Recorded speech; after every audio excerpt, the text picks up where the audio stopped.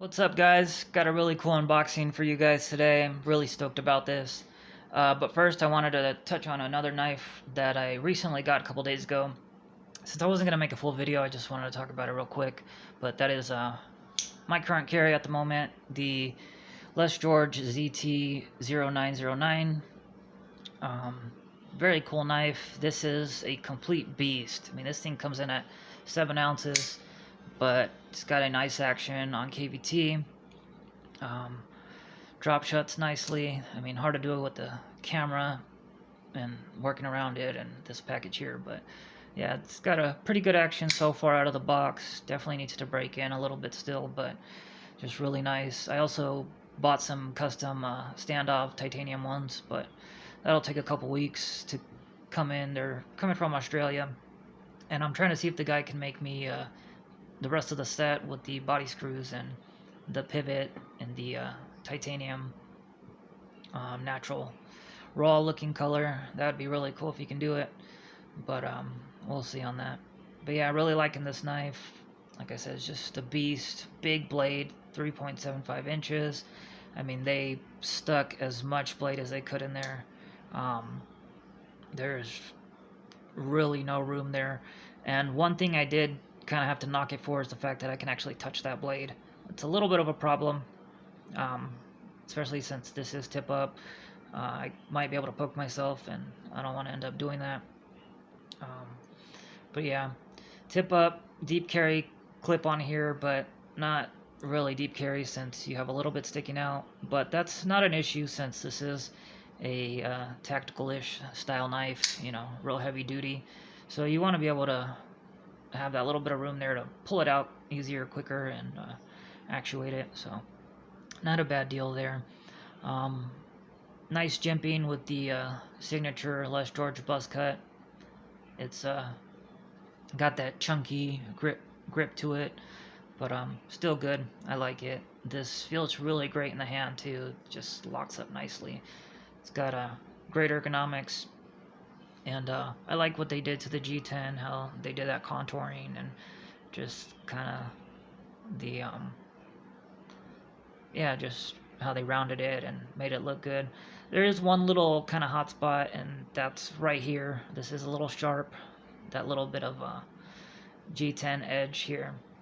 When it's in the hand, I can kind of feel it, but not too bad.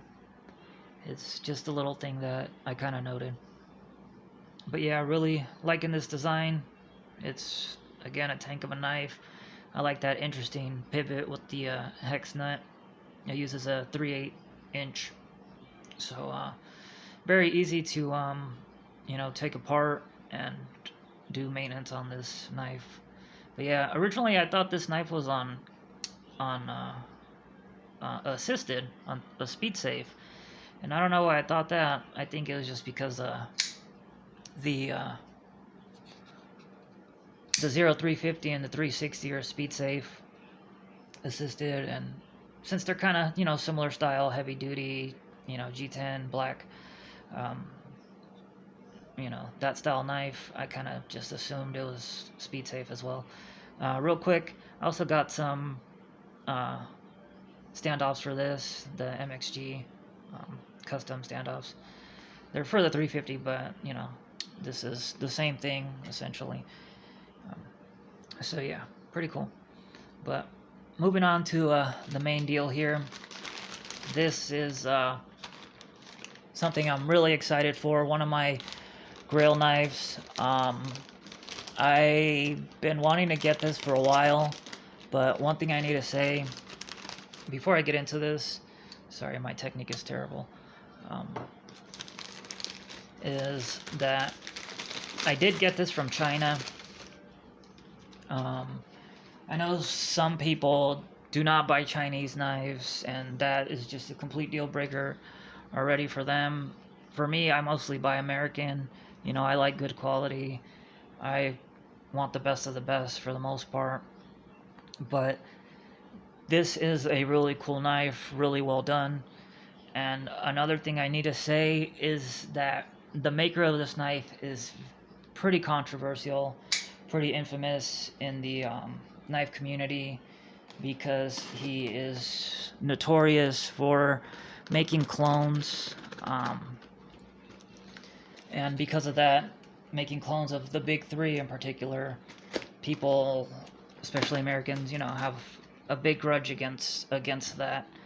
But for me, like, I don't want to get into politics and the whole ethics of clones, but just real quick want to say I don't buy clones. I don't support it myself, but I kind of see why people get them. A lot of times people that buy clones, they're not gonna buy the real deal version of it because either they can't afford it, or they would just rather have the clone and use that to use it hard and not have to worry about messing it up. So I can kind of get why some people get it, and a lot of times people will get one just to try it out before they get the real deal. So I can kind of get that too. And truthfully, clones are not even really realistically made for the American market. It's just the fact that we can get it from AliExpress, DHgate, order it, and then have it sent to us. Really, clones are made for, the Asian and European market, where it's harder for them to get the knives that we have here, the CRKs, the Hinderers, the Striders, and stuff like that. And I mean, those are already hard for some of us to get here. So for them, it's even harder to get them in China and, those countries. And that's why they make those clones. That's, the big reason why their business drives so big there. But again, there's some people here that buy them and others that try to sell them as the real thing, and that's the big problem with clones, is people trying to pass them off as the real thing. It's when somebody wants to get the real thing but they're scared to because they think they're going to get a clone. That's the problem with clones. So yeah, again, just wanted to say that real quick without getting too much into it. But yeah, I don't judge people on what they buy. If you work hard to earn your money, do your thing, buy what you want. But yeah, that's just my take. But getting back to the knife here, yeah, he is infamous for making clones, but I have no problem buying this knife because it is an original design, and the maker of this knife is Kevin John. This is a Kevin John Venom knife, and it is the, let's see, this is a nice packaging that it has here. Comes with the tool and the microfiber cloth, the knife, and it's in the box. And yeah, like I said, I've been wanting this knife for a very long time, but I've just been so hesitant to order from AliExpress and DHgate, and it took about a year for me to finally get that confidence to do it. But yeah, this is the Kevin John Venom Bone Doctor, and man, this is just a gorgeous knife already. Let's see how it flips. Flipper is much smaller than I thought it was going to be, and ooh, that's really got some action to it. Wow, oh my god, that is nice. That drops quickly. Just got to be careful not to hit the lock bar, especially since I'm left-handed and this area is kind of thin and that flipper tab is a little small. So and then again, that detent is pretty stiff. You got to really put it on there to get it out. But yeah, Jesus, that action is nice. Okay, getting more used to it. But yeah, this is the Venom Bone Doctor with the Timascus bolsters. It's got this really nice carbon fiber inlay. It's also got the inlay on this side, tritium insert on the pocket clip, got the lock bar insert and over travel stop, as you can see on the blade steel M390. And yes, this is real M390. If you go to LTK's channel, he's gone through all of the Venom knives by Kevin John, and he's got these tested and they've come back real M390. They generally test in the 59 to 60 area as far as Rockwell goes when he's done his test. So I'm thinking that's where this is, probably about 59.6, somewhere around there. Carbon fiber in the blade looks really good, and this is just seamless. I mean, you just don't even feel that.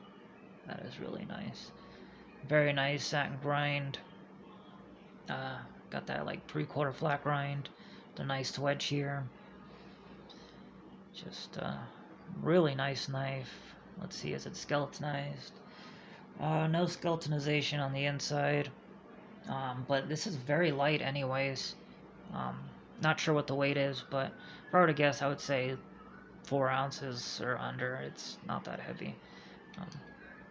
But yeah, on bearings, smooth as ever.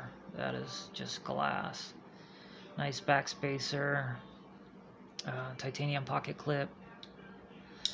Nice retention.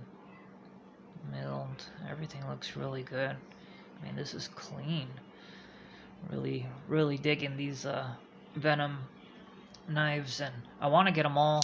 I plan to.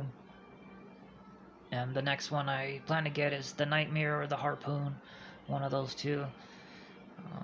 Yeah, that feels super sharp. Let's see if I can cut something around here. Okay, got some paper here. Some Post-it, a little bit thicker, but should be okay. Oh yeah, that's nice. Sorry, it's hard to do this around the camera.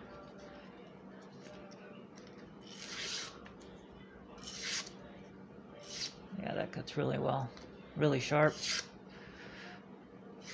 This was a note for the UPS guy.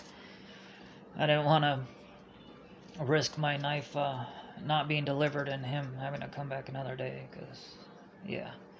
By the way, like I said, I got this on AliExpress. I was still kind of skeptical, about ordering it and waiting the like 3-4 weeks that it takes. So I opted for the tracking, which costs more money. It's like another $50. But for me, I would rather pay that extra money and get this 2 weeks sooner and not have to deal with that anxiety and not knowing where my package is than worrying about that $50. I'd rather pay that $50, know where my package is, have more information if something happens to it. That way I can get my refund if I needed it. And then, just, again, get this within 5-6 days instead of 3-4 weeks.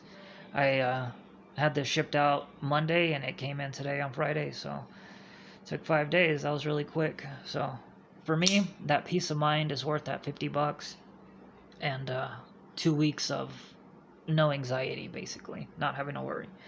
So definitely worth the money, which did make this a little bit more expensive. This version with the Timascus is more expensive than the normal zircon bolster version. So this knife was pretty pricey. Not as expensive as like a Sabenza, but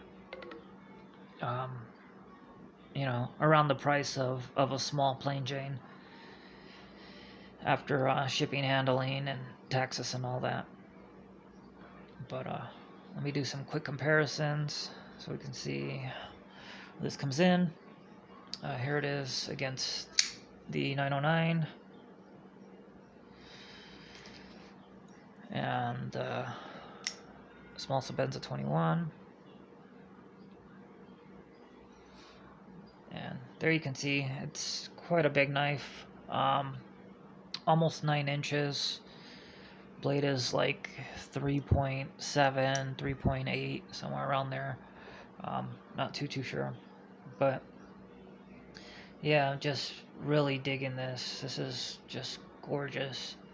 It's very well made, very well machined. Just really nice knife. I'm gonna be carrying this for a couple days and seeing how it goes. God, my camera keeps zooming in and out. Sorry about that. Focus. There we go. But yeah, gonna be carrying it for a couple days and then gonna do my review and get into a little bit more, so stay tuned for that. But yeah, I hope you guys enjoyed. Please like and subscribe, and I'll see you guys later. Have a good one.